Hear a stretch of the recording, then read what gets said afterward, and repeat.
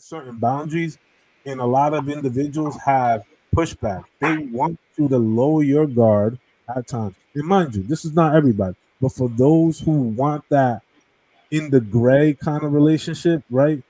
But they want their man to provide everything else. That's what I refer to as, what I'm saying, a submissive provider. They do everything else, right? But then they allow them to walk over them.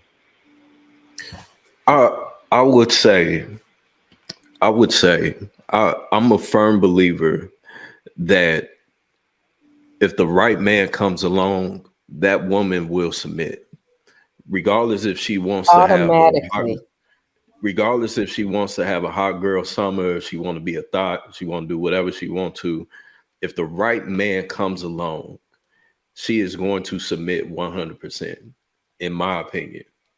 I think that what we see often on the internet are women looking to uphold this look and this idea that they see other women saying, because they're in a similar position of them being hurt, or them trying to justify why they're single and why they're doing this and that. But at the end of the day, I think personally that every woman wants or has the desire to be wifed and married.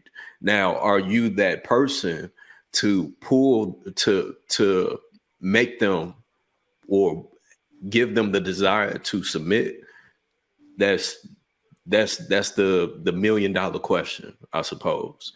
But I think that what we see now is just a groupthink session of where there's a specific group of women that absolutely want marriage. There's a group of women that's in the middle that want it, but they're also hurt and bitter and holding on to whatever, and they're listening to the women that's on the opposite side that are just set as far as where they want to be alone and they're happy with being alone and all that other, that whole narrative. Um, those women have either not got the man that they wanted, or they have sabotaged the relationship so much to where they weren't able to keep and grow and nurture that relationship. They weren't able to allow for that to happen.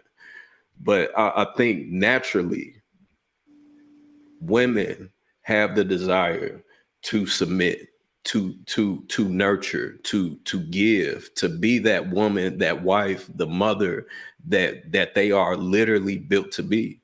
Uh, of course, society plays a tremendous role in that. But again, if you are in that specific group where they're not going to be directly influenced and overtaken by that, then I think that there's a lot of women that are open to it. I Viz, think a lot of you're shooting a lot of these women too much bail, man.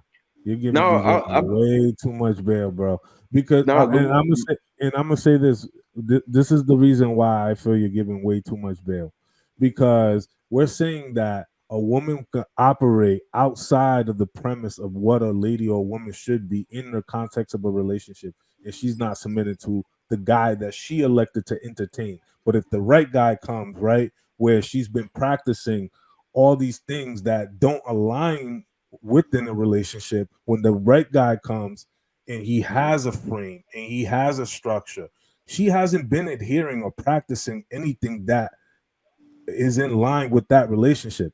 You just said it yourself. A lot of them compromise the relationship so much, and I've seen this because, trust me, have you ever met a woman who who brought an amazing man and introduced him to their family, and the family loved them, and they thought that this relationship was great, but they didn't understand behind the scenes that she was fucking it up, and he disappears one day, and then they're like, what happened to that amazing man that you introduced us, that we thought it was going to go somewhere or whatever? And you know what more typical most women's responses are like, oh, it didn't work out. No, you didn't work out. You kept on compromising the relationship. You kept on not taking accountability for certain things in the relationship, and that man showed up in a particular type of way, showed you who you are. You were comfortable enough to introduce them to your family. Your family loved them.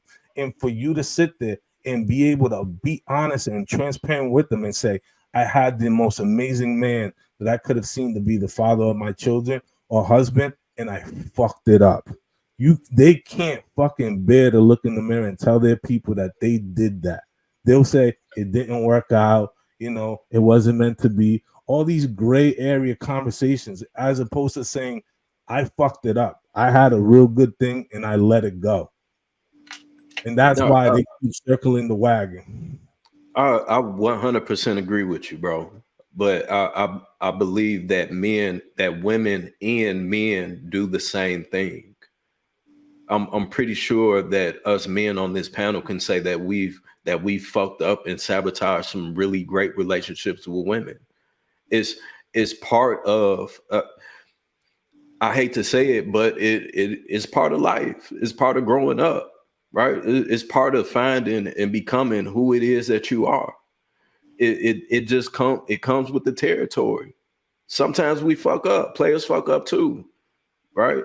So I 100% agree with you. And again, I have not been directly exposed to many of the thought processes that I'm exposed to now that I'm in this YouTube and social media world.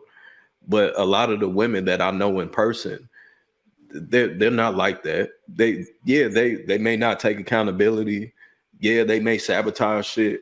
You know what I'm saying? But to an extent, who doesn't? You know what I'm saying? That's going to happen on some level because we're all humans dealing with another human being.